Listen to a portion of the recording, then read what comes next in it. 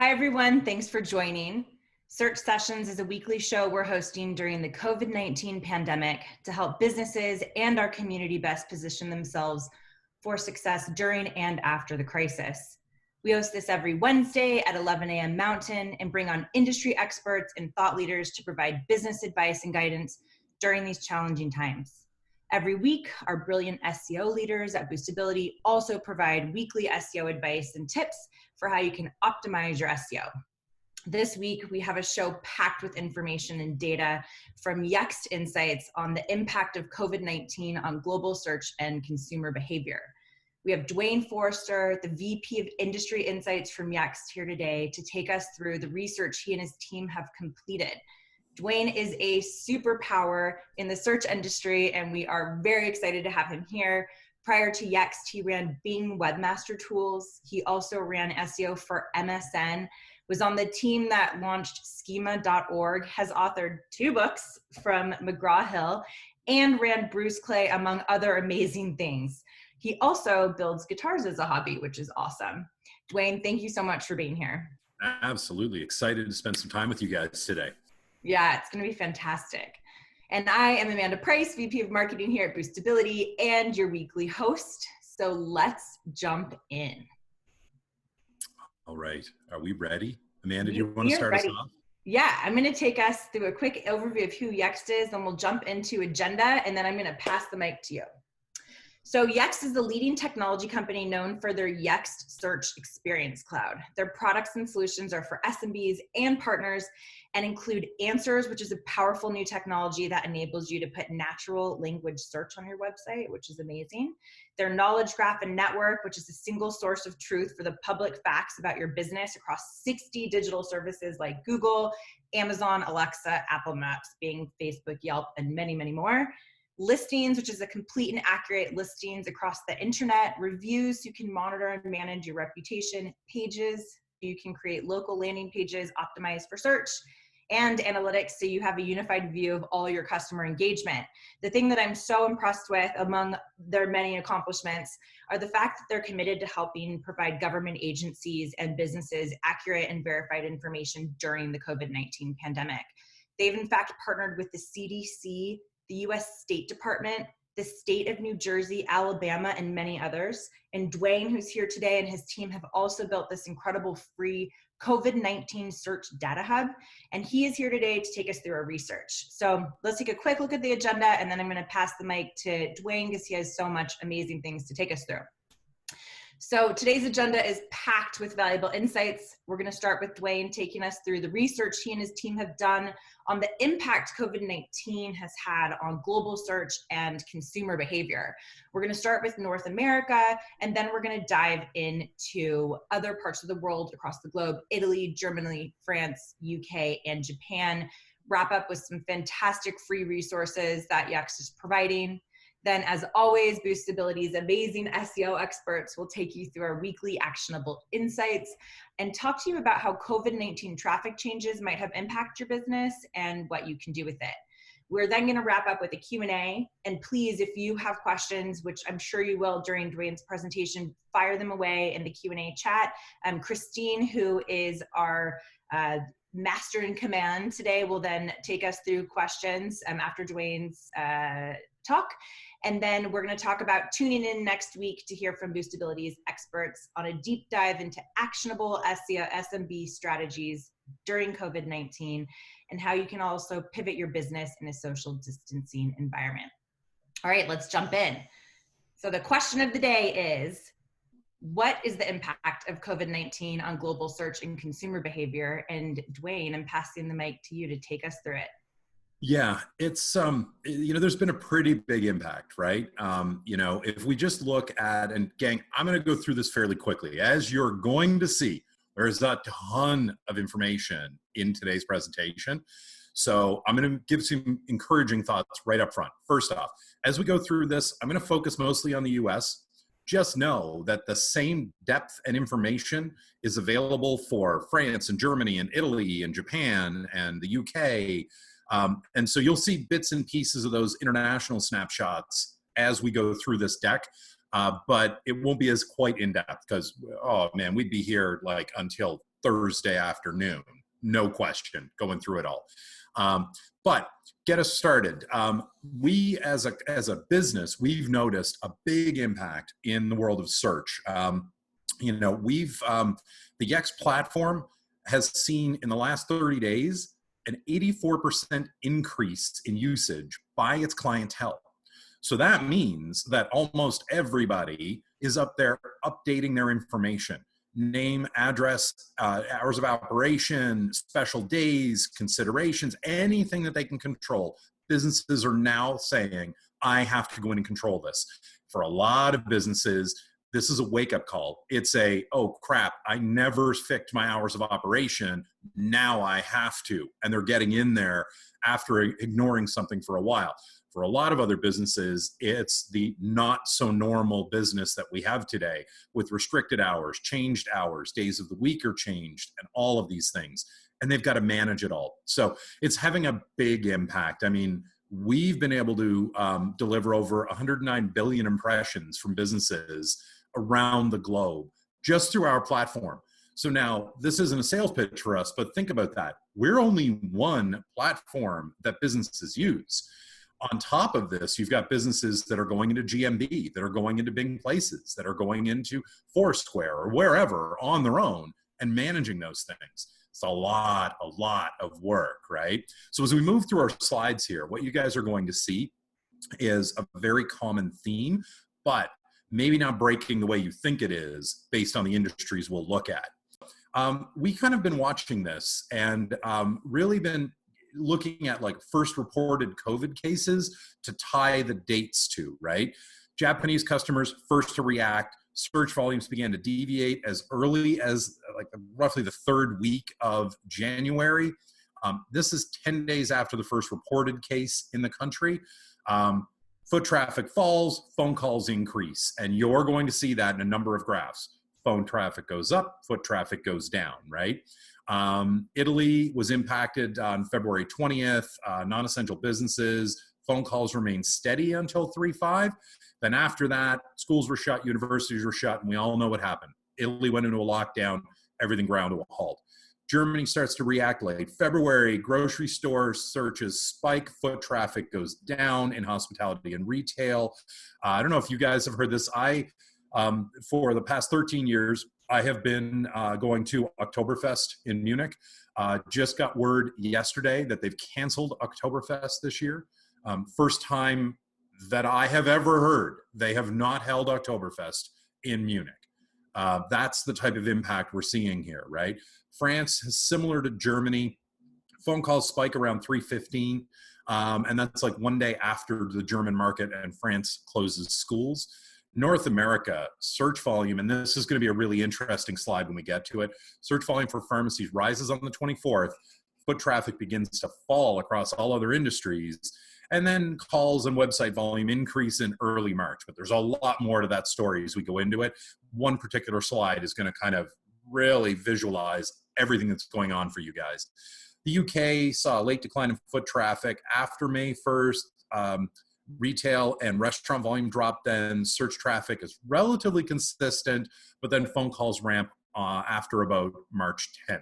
So really dense information, but don't worry about this stuff because let's take a quick overview look at things like the retail industry, for example. Grocery and pharmacy, these guys are up. Segment is booming worldwide. More than ever, consumers are searching, looking for this information, making phone calls. Local website visits have increased substantially.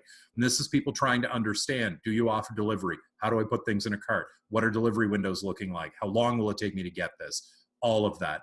No real shock, clothing and luxury fell off a cliff here, right? This has been both foot traffic and online, as more of our data will show shortly. And specialty retail has gone up. Foot traffic has been less impacted, but if you think about it, these are fairly unique instances, maybe only one or two businesses serving a community, so you have to go there if you want the product. Now, what this does show us, though, is we do see things like, home improvement, office supplies, all of these are seeing an uptick, right? Significant increase in search for them, website traffic, and phone call traffic. Obviously driven directly by our immediate desire in a stay-at-home environment to have a better work space. So build ourselves a home office, add things to it, add a second monitor, add a fresh chair, all of these kinds of things. Or you're at home, you have more time, you can tackle some of those projects that you haven't gotten done yet. And this is the time to do that. So obviously we've seen these kind of changes, right? And on our next slide, we're actually going to look at hospitality. Shouldn't be a shock to anybody here. We got 3 red arrows happening. Hotels, search volume dropped. Phone calls spiked and then went way down. People are looking to modify or cancel bookings en masse. Car rentals follows that. Airlines are down. Hotel bookings are down. People aren't traveling for business. Car rentals plateaued, flatlined. And again, all the calls are about, can I change? Can I modify? Can I refund? Restaurants. Now, restaurants have gone down in terms of search volume, but we see some kind of waves happening with those. In my local area in Southern California, a lot of restaurants have turned to a full, you cannot eat in my restaurant, but I will do takeout or I will do delivery, and I will wholesale grocery goods to you from my suppliers. So if you really want the big giant can of crushed tomatoes, my pizza shop will hook you up, because that is another way for them to drive engagement, support the community, and make revenue for themselves. Obviously, they're going to take advantage of that if they can, and everyone behind them up that supply chain is happy to have the increased movement of product through the process to a consumer. In the end, you might not, you may realize you don't need a 5-gallon bucket of crushed tomatoes. You may think you eat a lot of pasta and make a lot of pizzas, but let me tell you, that's a lot of tomatoes. So that's a lot of tomatoes, for sure. Yeah, and I mean, I love tomatoes, but you reach a point, right? On our next slide here, we're going to see a split on this in financial services, right?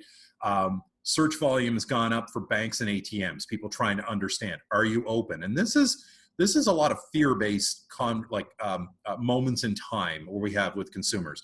Pandemic hits, everyone's to stay at home. The first thing people start to think about is the markets are down. I'm going to convert to cash. I need access to cash. Is my bank open? Can I get my cash? And then this leads to the queries. It leads to internal searches. It leads to queries about ATMs, all of this, right? Having said that, foot traffic has diminished. Because again, people are staying at home. They want to know that these places and services are available, but not necessarily going to them. Investments in mortgage, we've seen an uptick in all of this. I mean, do me a favor, and I'll never see it, but raise your hand if you're thinking about renewing your mortgage right now because the mortgage rates are so low. We're all right there. And I will thank you all to get out of my way so I can get mine done. Please. But some things are moving upwards in this area, right? Unfortunately, insurance isn't one of them, right? People are either taken care of, so their policies are 6 months to a year, so they're not really worried about that too much. They're not shopping around a whole lot right now. What they're expecting are discounts and rebates on auto insurance because none of us are driving, so give me some money back, like that kind of thing. Foot traffic is impacted in a big way. A lot of this is just the norm, what can be expected when we enter a scenario like this, right? Now, I think we've got the next slide, I think, is healthcare. Yeah, obviously, we could predict healthcare, ER, urgent care has gone up, but it's not quite what you think it is, right? A lot of this is obviously related to COVID, because what has been happening is beginning in early March, hospitals started canceling elective procedures to make sure they had space for COVID-related illnesses. So as a result, phone calls and web clicks spiked, and people are now more than ever virtually seeing their doctors. I just last week had a doctor's appointment, and the whole thing was done virtually. I provided my doctor with all of my numbers for my update, my weight, my blood pressure, blood sugar, everything I could think of that I could generate. I did that, gave it to my doctor, and we did the entire session over a video conference. So we're seeing a lot more of that, which is relieving foot traffic at the hospital and at urgent cares. And what's really fascinating is if you dive a little more into this data, what you see is ERs and urgent cares have really fallen down a cliff. People are staying home, they're taking less chances, we're bumping our heads less because we know if we do that, it means I have to go to the hospital, and I don't want to go to the hospital right now. I want to avoid this. So there's a very first layer of self-preservation kicking in that's taking that foot traffic out of urgent care and out of ER. I guess maybe we're just being kinder and gentler to ourselves, but it's still driving a lot of engagement at the hospital level, right? Now, as a natural consequence of this, doctor, medical specialty, and clinician visits have all trended downwards. People are looking for information on COVID-19, right? So these information hubs that Amanda mentioned earlier, that Yext has partnered with, like the state of New Jersey, for example. People are going there in the state of New Jersey to get their answers about COVID. You know, is there help for my paycheck? Can I defer my mortgage? Is it safe to go out for a walk? Do I need to wear a face mask? What are the warning signs? Do we have, how far are we from a vaccine? All of these questions get answered through these online services.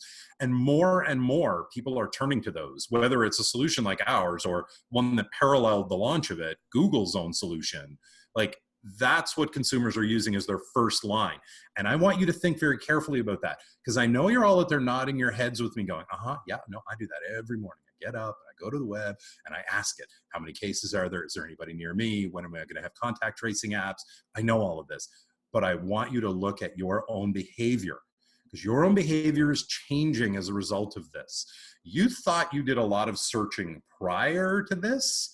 Your entire life moving forward will be based on queries for your groceries, for kids' clothing, for refills for your pens and pencils, for all of these little minutia detail things in our lives that we would pick up while we were out running our normal errands, getting the kids their clothes, getting our groceries. All of that now ends up being search, shopping cart, delivered to my door. So we are going to see that change over time. Dwayne, I think that's something interesting there too about what you guys have built with the State Department is you guys have created a source of knowledge that's accurate, because there's so much misinformation out there right now. Right. And I think that's really important as a user and a consumer. You need to know where to go to look for this information so that you're getting the right Absolutely. And you know what? I mean, I'm going to expand on this just slightly. So any business can do what we're doing. Okay. I don't mean any business can spin up the machine learning and the AI and whatever else, right? But it all starts with creating a knowledge graph for your business. Google started this back in 2012, created a knowledge graph. We're going to scan the planet. We're going to know everything. And there it is. Your business needs to have its own knowledge graph about everything related to that business, directly, indirectly, whether it's first level, second level, third level, it doesn't matter. The history of the company, the history of the founders, the good, the bad, everything, all your press releases, all your content, all of your questions and answers, everything goes into the knowledge graph. And that becomes your central repository of truth about your company. From that, you actually then can build out to become an answers platform. And that's what we do at a larger scale for our clients, but every business can build their own knowledge graph. No need to touch any other business. Just get started today. You can do that. And it's critical, because as we move forward, you're going to reach a point in time where it's going to occur to you, if only I had a giant list of every asset my company has ever created. Yes, because then I could take advantage of A, B, or C. Meanwhile, your competition may have already done this, and they are taking advantage of A, B, or C. So, yeah, you've got structured data. Yeah, you've got mobile friendly. Yeah, you've got, secure. Yeah, you've got to create content, all of that. You got to figure out what a customer's intent is so that you can position your content on their intent curve to be more useful, therefore deeper in the funnel and more conversions. I'm not going to minimize the amount of work you have to do, but you also have to create a knowledge graph, right? And it can be this simple, all right? Every time you create something, you touch something on your website, you click on a web page, you fix something, you invent something, whatever it is, take a copy of it, put it in a spreadsheet. It's that simple. Take the URL, drop it in a spreadsheet, maybe a little description next to it. That's it. That becomes the basis for your knowledge graph. Does not have to be any more complex to get started than that. But trust me, over time, look, it comes down to this, the age-old question, how do you eat an elephant? And the answer is one bite at a time. Eventually, you've eaten the entire elephant. It looks insurmountable when you walk up to it. And this knowledge graph growth is the same. You will think, well, this is pointless. I put 10 URLs in a spreadsheet. That's fine. Talk to me 300 days from now when you've done that for 300 days. It's become a habit. It's become seconds, mere seconds of your day to collate this data. And now you have an actual repository. So, all right, we're gonna move us on from that because I could just go on all day about the importance of knowledge graphs and all of this stuff. So the data that we pulled in, all kinds of information. I'm sure you guys have read the slide by now. I'm not going to go into it. We're going to go into the data behind it. So slide me. There we go. This is the fun one. So what we're starting with off on the left here, gang, is a timeline, right? So generally, I think that's January 29th, and it goes all the way up to about the end of March here, around the, yeah, it was actually the end of March. And what you'll see are some high points in here, right? You'll see that first COVID-19 in North America is January 23rd. So we're sitting here about a week, maybe 10 days later, we start to see an upswing in grocery. So some, let's call them early adopters, myself included, are now spending a little more time at the grocery store, putting a little more in our carts and going a little more frequently, just to stock up our pantries, just in case, because you can never have, as it turns out, too many sliced mushrooms in your pantry. I am living proof of this. Sidebar, if anybody needs sliced mushrooms, hit me in the comments here and we'll work something out, right? But right here around the beginning or the middle of February, this is when the collective consciousness in the United States starts to wake up to COVID being a problem. The rate of the impact it's having on people is exponentially increasing, from the number of cases to the infections to the ICU to, unfortunately, loss of life. So then we see a run at the grocery stores, and this is really when our toilet paper woes hit us, okay? This is when we first cleaned off that shelf, and it's never been more dust-free ever since, because now they have access to every shelf because y'all are keeping the toilet paper. It's a different story. There's a rational reason behind it. You know, we can explore that offline. But as you continue down the timeline here, you start to see things I mentioned earlier, like luxury goods fell off a cliff. Well, they didn't fall off a cliff immediately. Actually, what happened was, you can see there's about a 2-week period in here in February where people are like, oh, you know what? I'm kind of burnt out on it. Like, I'm kind of over it. I don't like being scared this way. You know, I'm going to treat myself. And they went right back to shopping, and luxury items spiked. And everybody wanted it, and here we go. Not far after that, you see what replaced the luxury item as the must-have item of the moment: anything in your pharmacy. And at that time, anything in your pharmacy also coincided with everybody giving up everything that they considered to be luxurious, because that fell off a cliff in a big way. And a lot of this is, you know, then you see the following spike of emergency rooms. And it's interesting because every time I look at this chart, I get lost in the lower numbers, like emergency rooms. We spiked here middle of March at 35%. Mortgage investment services jumped 51%. You know, hotels are down. Physician specialists are down. And I forget to look at the giant blob that goes all the way up to 267% of growth, which is grocery.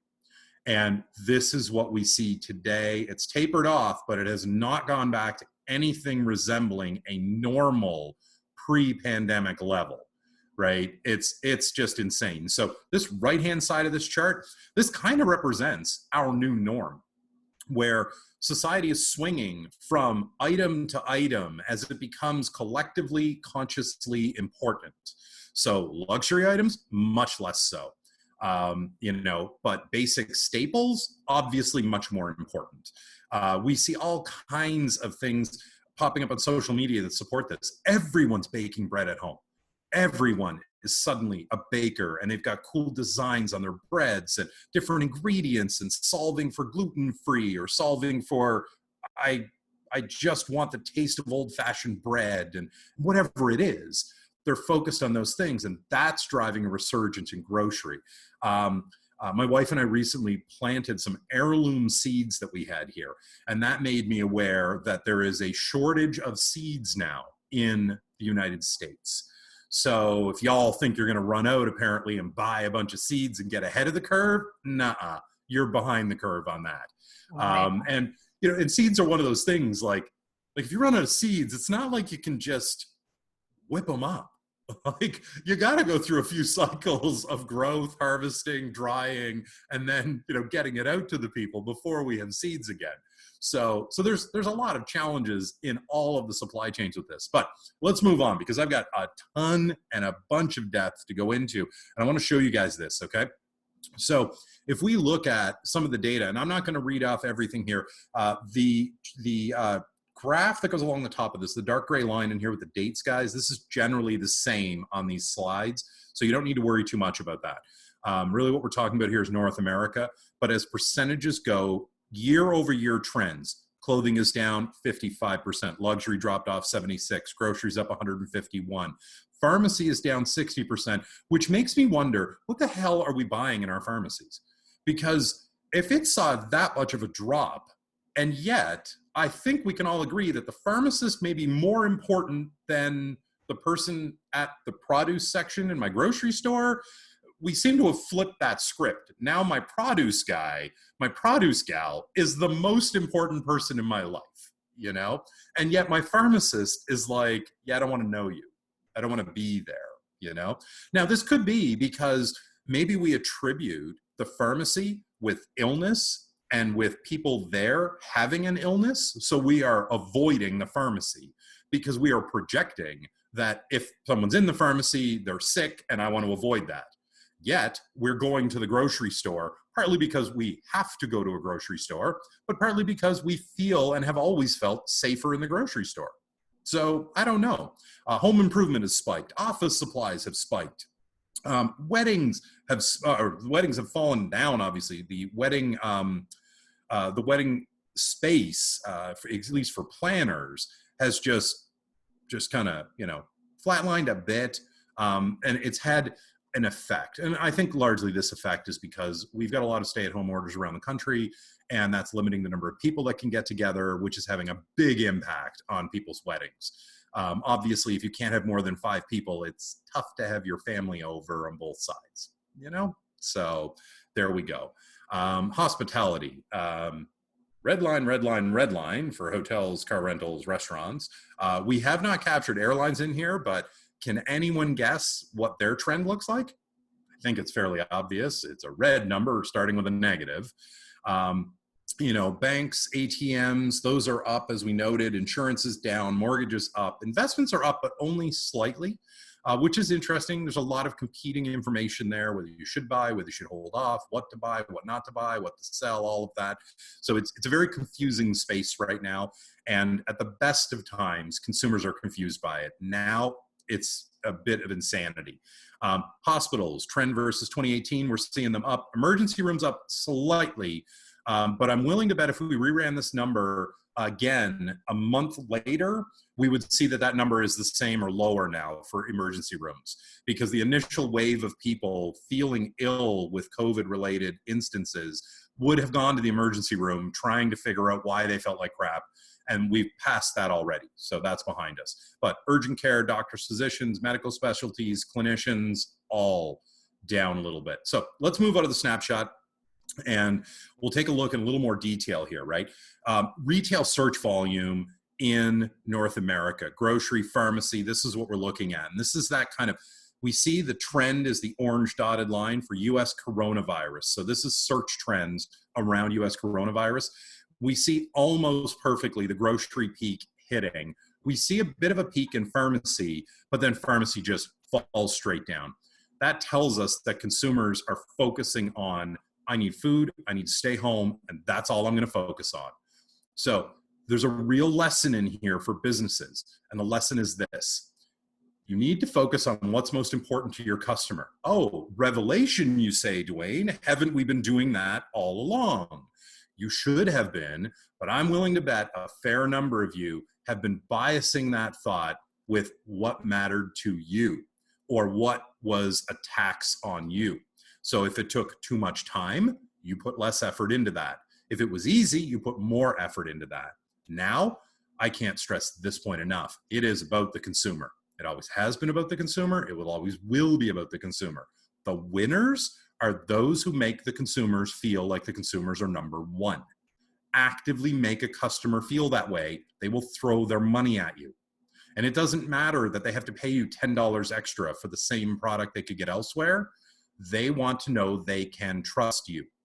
And pandemic makes the entire conversation about trustworthiness. So the EAT, expertise, authority, trust, you thought you were just building trust based on reviews. Oh, no, no, no. You have to engender it one transaction at a time, and every transaction. Sometimes that's going to mean late nights returning phone calls, answering emails, doing these things that you normally wouldn't do, but that's what it takes today. And because consumer expectations are being formed in a crucible of stress, they will remember this for the rest of their consuming lives. They will require you to be this way. And if you're not this way and a competitor is, they will jump to the competitor. Because to the consumer, this is about me, my family, my household, our survival. These are the cuts that they're making across every purchasing decision right now. Now, eventually we get to a point where, hey, I'm not worried about survival with the vaccine, so this isn't going to kill me. But the lessons that have been hard learned in this economic downturn won't be erased from the consumer mind anytime in the next couple generations. That's for sure. So I do want to point this out, guys. At the end of this presentation, we have a resource slide. In there are links to all of this data, okay? So if I go through something too quick, or I don't explore something, or you want a deeper dive in Germany, for example, all of this data is available in those resources, all right? So you will have access to all of that. Now, retail consumer behavior in North America. Majority of clicks are converting to website clicks for information around stock and hours, not stock prices. Do you have it in stock? So if you have the ability to talk or use data from your point of sale system to understand what your inventory looks like, and you have a way to share that online, and do not tell me you don't, because I know you all have a Facebook page, and you can put up a post every morning telling me what inventory you have on hand. So you can get that information out there. Again, higher tax takes more work, but again, these are different times. So you want to lead, you want to win, do the little things. That makes the difference. And while searchers are looking for fresh information, they already know where the grocery store is. They have no need to click for directions. For a lot of consumers, most of their life is a copy-paste exercise. I get in my car, I want to go to the Home Depot, I know how to get there. I'm using my navigation to get me there, not because I don't know the way, but because I want to avoid traffic. And when I tell Google Maps, take me there, it will route me the fastest way. So then I don't have to think about this. I don't have to worry about traffic. I don't have to worry about freeway. I don't have to worry about this or that. I just hit go and it tells me what to do. And I love that as a consumer. So now consumers are looking at this very differently. I know exactly where Home Depot is. Do I actually need to go? Because if I go, I kind of have to reset myself and say, all right, I had to restart my quarantine because I've been out in public. And so there's a lot more attached to this emotionally, this one trip, quote, one trip, you know? So directions, not as important right now, but making sure that your e-commerce system is set up and working properly and is fluid, excellent. That is great use of time and effort. Making sure that it's as frictionless as possible, oh yeah, that is key. All of these things are very important. Pharmacy, similar to grocery, large spike in searches, converts to more clicks for information, likely to be a website interaction or a call to a location. Directions, again, same drop on that. And real quick on that, which I think is so interesting, that as a business, what you can from this data see is that it's more important now than ever to make sure your phone systems are working properly. Yeah, you're answering them. I love what you said about like going the extra mile. And if you even need to call someone back late, go ahead and do that. And that invest in your website. Like get your SEO going, get your website, get your e-commerce working, because people are searching online and they're calling on the phone. So I think that data is so interesting. Absolutely. I mean, like there has never been a more important time for you to step up and tell your consumers that you're here for them. You know, and you see it with the big brands, and you see your inbox is full with messages of what we're doing, what we did this week, what we did last week, and so on. You need to be doing this yourself.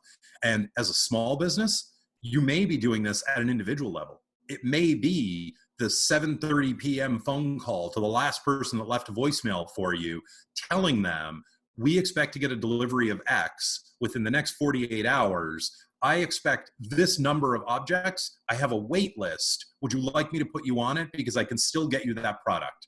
I love that idea. Well, listen, you do that. Ain't no one going to care that you interrupted their card game with their kids when you're calling to tell them you've got 2 cans of Lysol room disinfectant and you can put them on the list for it and they're guaranteed to get it. Yeah. That right there, that made them loyal to you for life, and they will pay you more money because you are now a member of their family. Yeah, and it's those types of little things, right? That really hits hard, and it hits differently. So retail search volume here, right? Clothing, luxury, we've seen this stuff just, I mean, the graph speaks for itself. Interest in coronavirus went up. Everyone said, non-essential, go down, you know? In hindsight, some of us should have spent more time looking at clothing, though, because we end up on podcasts wearing hoodies, and we probably could have made better fashion choices had we just a little bit at the beginning of this, you know. But anyhow, jokes aside, the trend is fairly obvious here.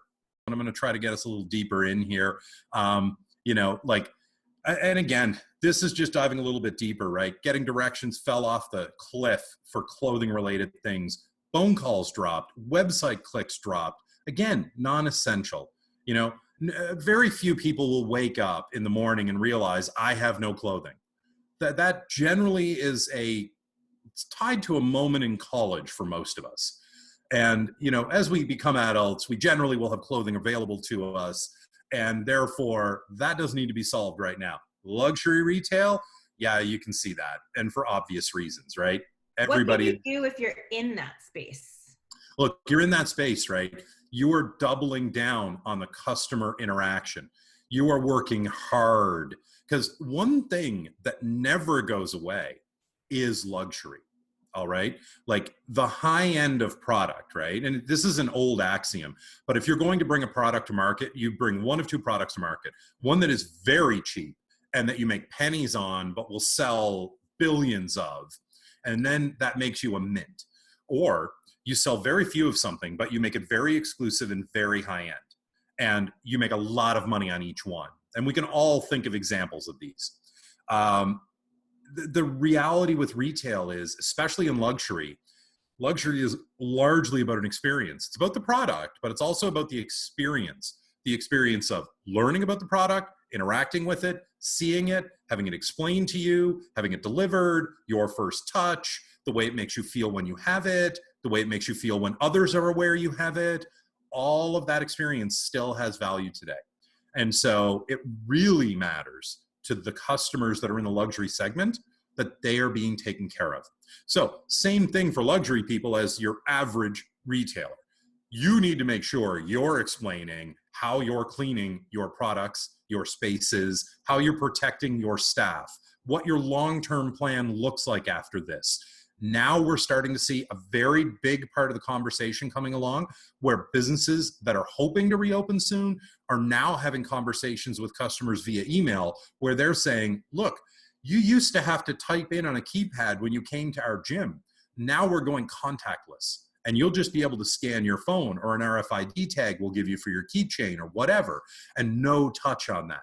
And we're hiring extra staff. So even after you wipe down your gym equipment, we will have our staff wipe it down again so that we are seen to be actively cleaning this every time one of our customers looks around and sees our staff.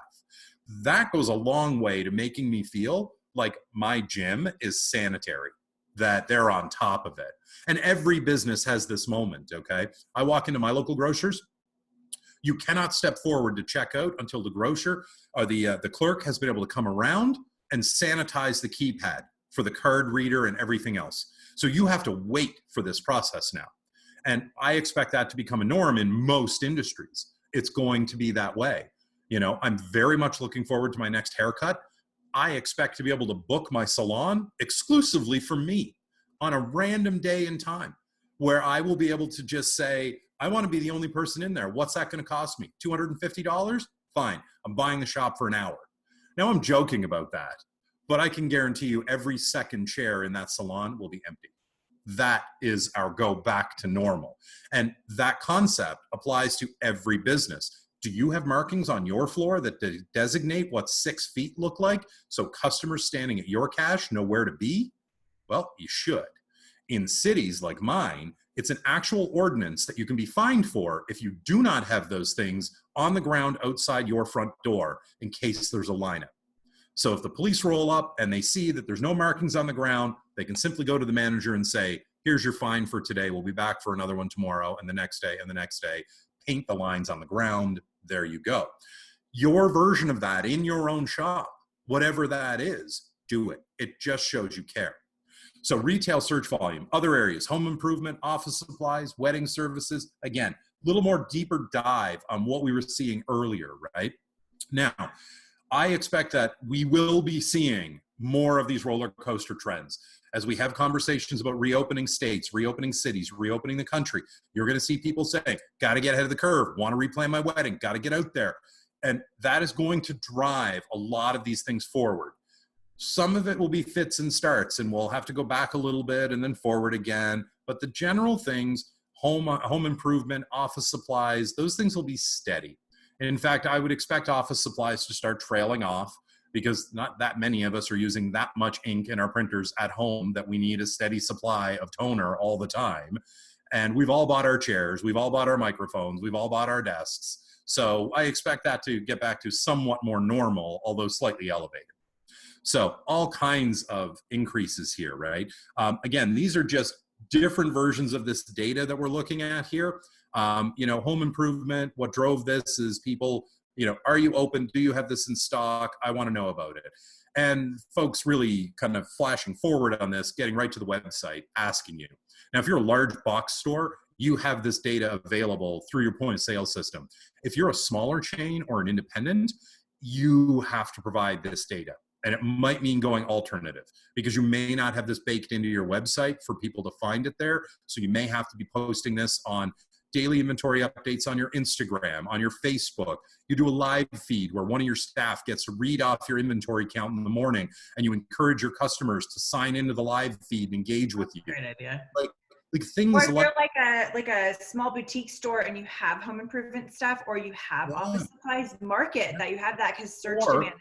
And this is what I've been seeing. I've been seeing coffee shops around here have been able to use their suppliers to get supplies of industrial toilet paper, and they have stacks of it against the room. That's awesome. And so not only can you walk up to the door and get a latte that you ordered through their app that they hurriedly put together last week, but you can also specify that you want to roll of toilet paper with it. And that goes right into what you were saying about how right now you have to shift your business model to what the customer needs. Exactly. That's so interesting. Yeah. Exactly. So think about that. So you sell 500 coffees in a day and you make $2 on it. This is a really crappy business model, obviously based on my numbers. So you're making $1,000 a day, but now you're also selling a $1.50 roll of toilet paper to that same person. You've just your revenue just went up again by another third plus some. It's interesting. And people then become accustomed to this, and now our daily lives change. So we see a shift. So instead of me always buying my toilet paper at the grocery store, I will now pick up toilet paper wherever is convenient for me while I'm out running around. And it's so weird that our entire lives and businesses are based on toilet paper of all things. But it is the harbinger for our future. It's become the unsung hero of the pandemic, literally. Hospitality search volumes, you see, coronavirus spikes, everything falls down. That's it. And it's just because people are staying at home. That's it. But it's also driving their future planning. Lots of conversation. Will the cruise industry actually survive? Never in my life has that been a conversation until now.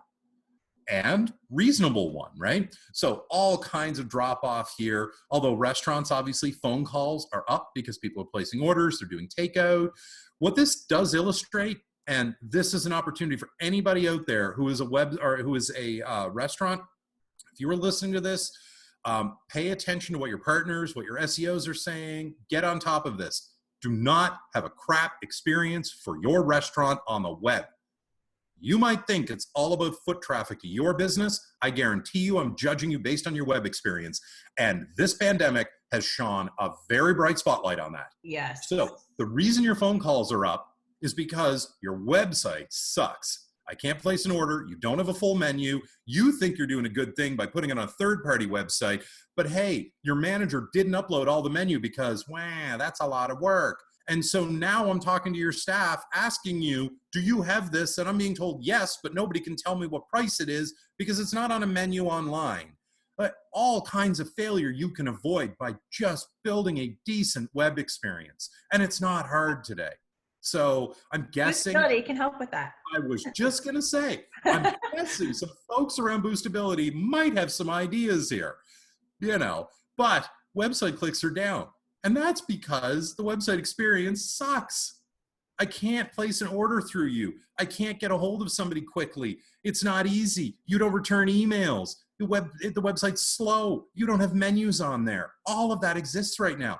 Oh, you think you're really classy with the one-page splash, and you've only got the phone number on it, and call us, and we're experiential. Yeah, well, your lack of revenue-ential right now, and a website could help fix that. I feel like it's the year 2000 again, like literally pitching the basics of a website today. But, this is what drives this gap, right? All right, let's move on. So finance, right? We see obviously coronavirus spikes, and you see all kinds of confusion happening in here. You see all kinds of like, what's going on? What do I do? And again, the data's in here. I'm going to move us along a little bit quicker here, guys, because we're pushing our timelines here. But all of this data, everything here is available in the resources that we're going to share at the end of this. And I want to make sure that we have a few minutes here for Q&A, right? We already covered the stuff on ATMs, banks, insurance. So finance search volume, again, you see this, right? Mortgage services, all of these changes that are happening. What's fascinating with this one, though, is if you're kind of like a stats geek, you look at this and you think search volume doesn't follow something like the S&P average, which is fascinating because you would think that searching for information and looking for this information and using it would be an intrinsic part of the conversation that drives something like the S&P 500. Turns out they're a bit separated. So let's go to our next slide here. North American consumer behavior. Generally, this is what we're seeing. Obviously, phone calls up for mortgage services. Everybody's hoping to do this now. But for investments, everything's fallen quite a bit because folks are basically saying, I don't want to touch what I have. Everything's in the crapper right now. I'm not going to jump out. Just let it all recover over the next few years. That's the mentality on the investment side. Thank you. Healthcare search volume, all kinds of stuff in here. But again, like we've covered these splits. We've gone through it. The data dives in here and you can see this. What I'm going to encourage people to do is take a look at your business and do this type of overview. Okay.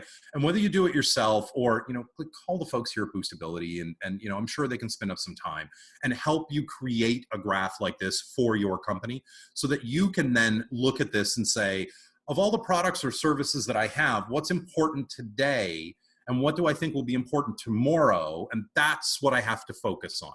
That's what I have to talk about on my Facebook live feed or my Instagram stories, or please raise your hand if you're on TikTok, because that's where the latest generations of consumers are hanging out. So you got to have this presence, and it's everywhere. I know I talked about this earlier. It's so much more work today. It's just the way it is, right? So consumer behavior and healthcare. Let's keep ourselves going because I'm going to be repeating what I've already talked about before here. But we see different versions of this data, right? And the graphs make it very clear what's happening. People are staying at home. It's having an impact. It's changing their psyche. It's changing their approach to decision-making, which is having an impact on every decision they make, obviously. So as we continue this, we see this kind of, behavior borne out in numbers, right?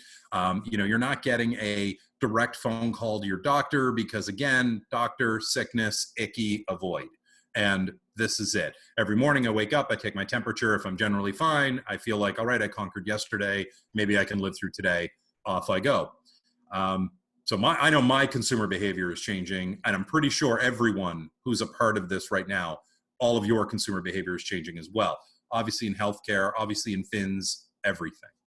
Right. So now we're getting to the tail end of how this data lays out. Okay.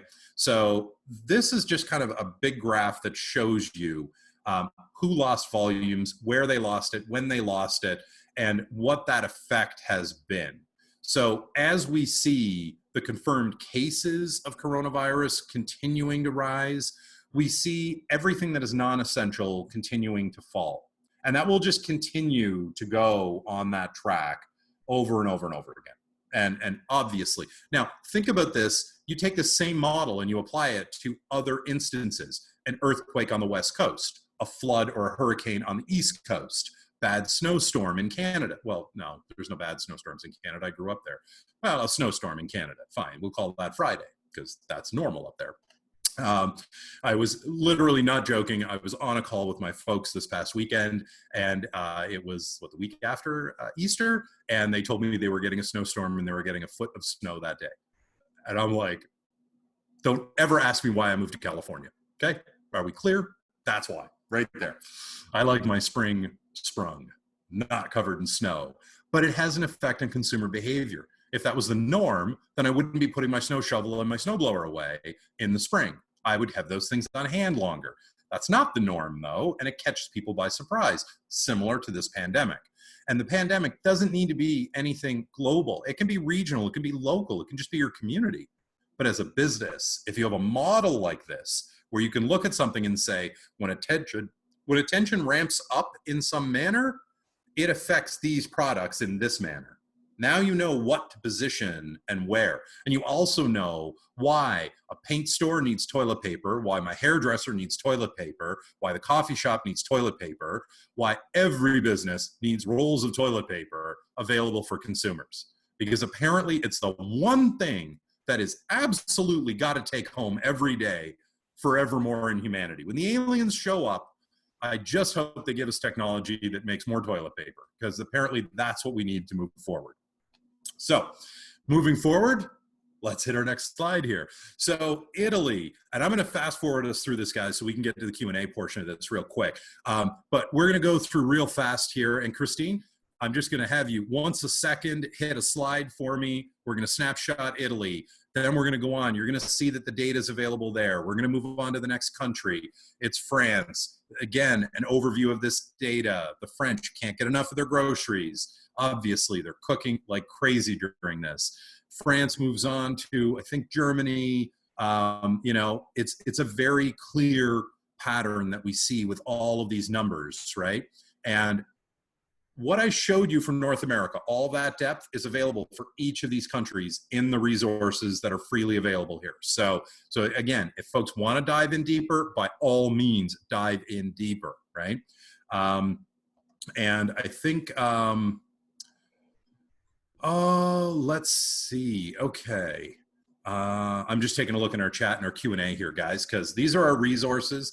I'm pretty sure, Amanda, keep me honest on this, but everyone's going to get an email after this, and we will have our resources listed in there so folks can have a clickable moment. They don't need to worry about trying to write this stuff out and that kind of idea. Correct. Absolutely. And we'll have this listed on our website as well. Excellent. Excellent. Yes. So what we're actually going to do next is jump into our weekly SEO session from Boostability, and then we're going to go into the Q&A. So please, any questions that you have for Dwayne, any questions that you have for Mike or Colton, start firing them off into the chat.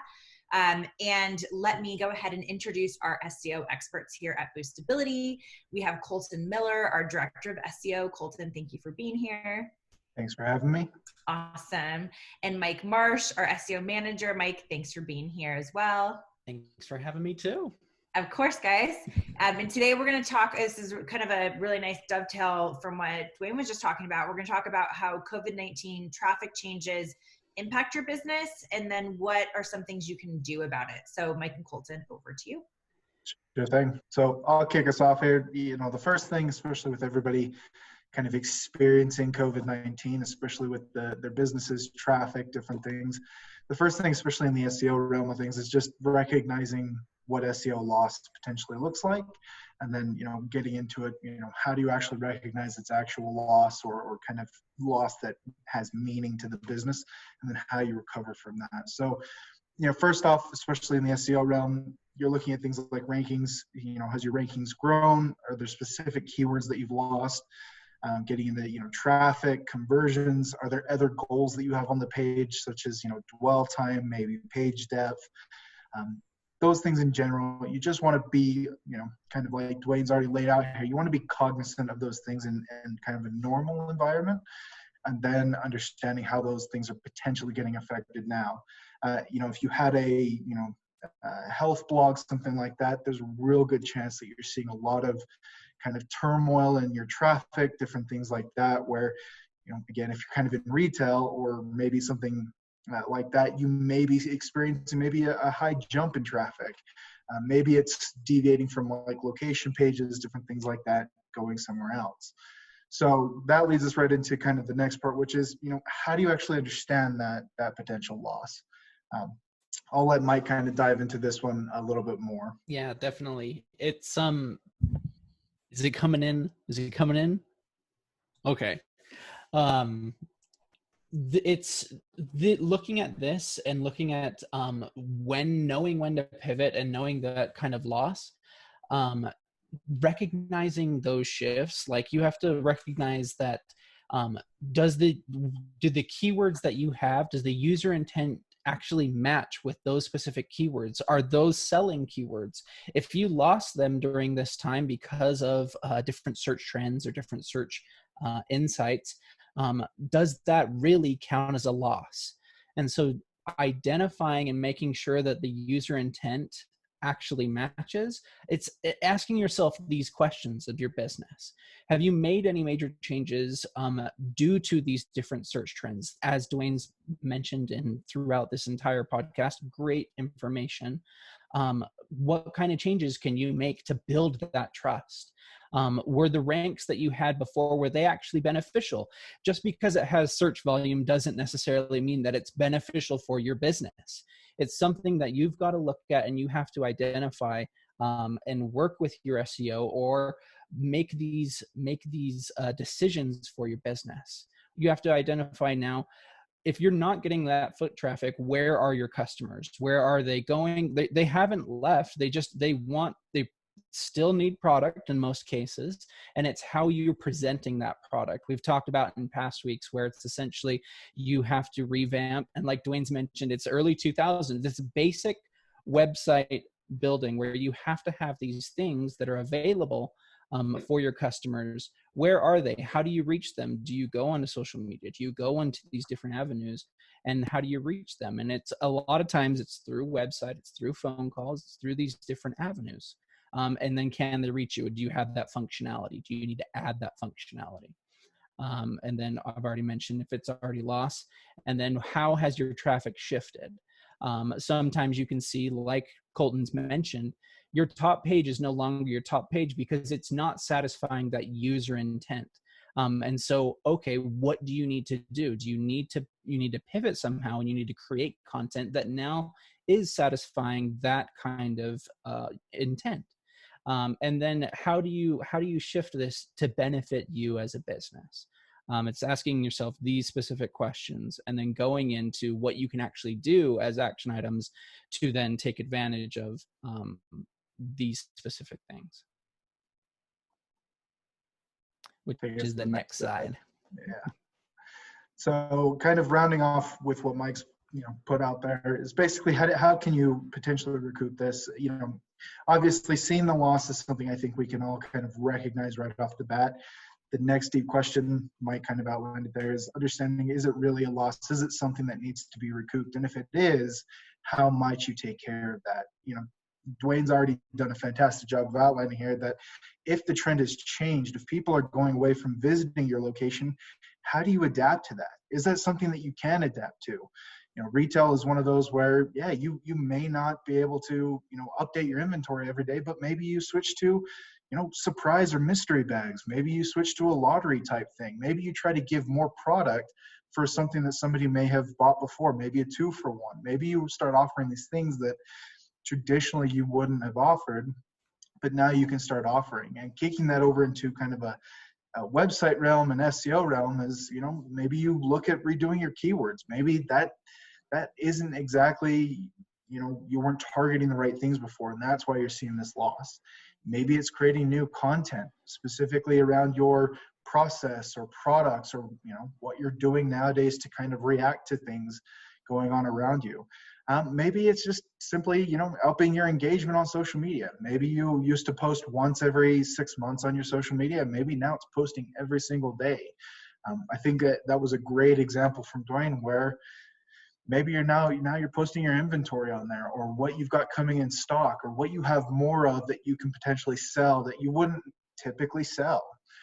There's all sorts of things you can do, and especially, you know, kind of like we all keep alluding here, it's getting back to basics with your website and trying to incorporate that. More people are going to begin searching now, especially if, you know, lockdowns or people staying home, you know, extends into, you know, a year from now, God forbid. But if that happens, you've got to be prepared for that, and you've got to make sure that your website's prepared for that. It's prepared to answer those questions. And if you are getting an increase in phone calls, different things like that, that is perfect, because people are telling you what they're wanting, telling you what they're not getting, and now is the time to go and incorporate that into your website, into your message.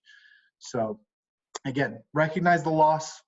Make sure you understand that it truly is loss, that it's not seasonal, that it's not something that really wasn't benefiting you, and then adapt to it as you can, and adapt to it, especially digitally, adapt to it with content.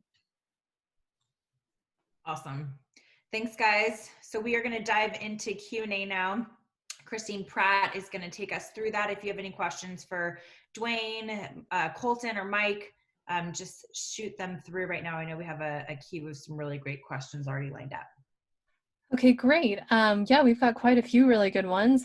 There's one directed for Dwayne. It says, are these spikes pushing sales in these specific areas? This is asked towards the beginning of it.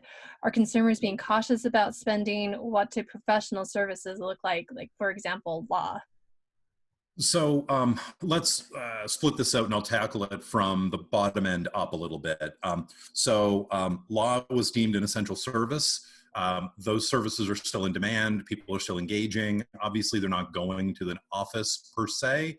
And so, you know, this is the reality that we face, is that there is still business going on as usual for a lot of areas.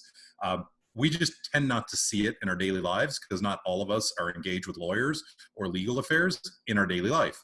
Therefore, not something that we're aware of. And I was asked this in one of the other Q&As that I responded to just on the side here.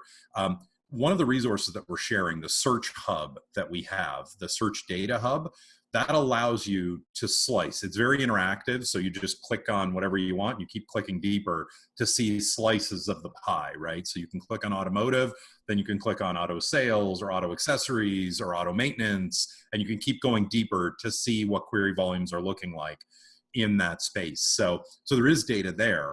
As far as spikes pushing sales in these areas, yeah, you know, in some ways, we're always going to see that. If it's something that's deemed essential, everyone's going to run out and buy as much as they can. Obviously, they want to know if it's there, or some people will just show up and buy it, take the risk, and go from there. There is no small amount of consumers being careful and cautious with their spending. It's not like everyone is just flocking to online services at grocery stores and overloading their carts and, you know, just taking whatever they can get. It's not that. It's people being pragmatic, saying, I want to avoid going to the store. I will accept a delivery window of next Tuesday to get my groceries. I will build my list between now and then, but I will only put things in my cart that are essential to me. And then hopefully those things will be available when the person in the store builds my shopping list and then ships it over to me. So people are being somewhat pragmatic about this. So it's a combination of them. I'm going to call it a quick one just to take this one off the table, guys. And then Christine, I want to get back into your flow here. Byron is asking if we have similar stats for Africa. Byron, I'm going to say no, we do not. That's not somewhere that we have a lot of data coming from currently. So obviously less data, less ability to reliably get in there. I apologize. I'm sorry. Christine, save me. Okay, great. That was actually going to be my next question there. Where are some of the places where you have it? Because we had another person asking from the Netherlands. I mean, you referenced data from Japan, UK, you know, all these different places. Where is your map of data, I guess? Oh, that's a great question. I'm going to move us on to the next question while I diligently look around in the background here to see if I can actually find that map so that I can rattle these things off to you guys. Okay. So bring us Okay, into the great. direction. I'll ask an SEO question then real quick while you're looking that up. So this is from Mike and Colton. So you talked a lot about, you know, is a keyword actually lost? Is there a way to track or a specific tool to know if a keyword has dropped for your website? So a little bit of a mix here. If you've got your own tool, hopefully you're doing your own tracking on specific keywords that you feel are, you know, kind of key or beneficial to your business. Depending on your site size, you may be able to use kind of historical tools or tools that automatically grab this data, such as SEMrush, Ahrefs, different things like that. So there's a little bit of historical that you can get there, but hopefully for the majority, you've got your own tools that you're either trying to use, you know, kind of daily or even weekly to just kind of get your own snapshot of keywords that you feel are key for your business. I'm not sure if you have any other specific tools to add there, Mike. The ones that we use in-house, like SEMrush or different mods, or even our own proprietary where we're keeping track of keywords for our clients. It's like if you're tracking, I imagine if you're tracking keywords already, that you're getting a report and that you should be aware, like, okay, these are the ups and downs that I'm probably getting a report weekly, monthly, or what have you as a small business owner. But if you're just starting out, there are the old ones that you've mentioned and that we use too. Okay, great. One more for Dwayne, and then I'll let you answer the map question. And when things go back to quote unquote normal, do you anticipate that search volumes will also return to what they used to be? No. So had the question asked me, do I anticipate search volumes dropping? I would have been very positive and said, well, yes. However, going back to what they used to be, no. This has taught the world the importance of your computer, your internet, and websites and search. Now, we've all in the first world taken for granted the usefulness of search, if you will. But when you expand beyond that, like let's take an example. You know what? We'll go back to Africa for this example. Africa doesn't have the internet the way we have the internet. Okay, they don't sit down at computers and log onto the internet and do their thing. It's all on mobile phones. That's where it comes from. So the reality with this is that for them, this information has become very important. It is at their fingertips. The expectation is there. It's that way in the rural areas. It's that way in the large cities. It's that way everywhere in Africa. And so the expectation of the consumer isn't that much different than ours. I just want my product. I want it at a good price. I want it as quick as possible. That's it. So, so does it go back to where it was? No, it does not. In fact, what I think is going to happen is not only will we see a larger volume overall, we're going to see new volume levels in verticals. Some things that have now become important to us today in our lives will continue for decades to remain elevated, whereas they weren't as important. Okay. Tell me any one of you still on this call is ever going to let your stock of toilet paper go low at your home. Never. And you'll teach your kids why it's important. We're talking about an impact that hits generations here, and it doesn't change things. So, or that change doesn't go away quickly. I'm going to take us back to Africa because it turns out we have some data for Egypt. We have data for South Africa.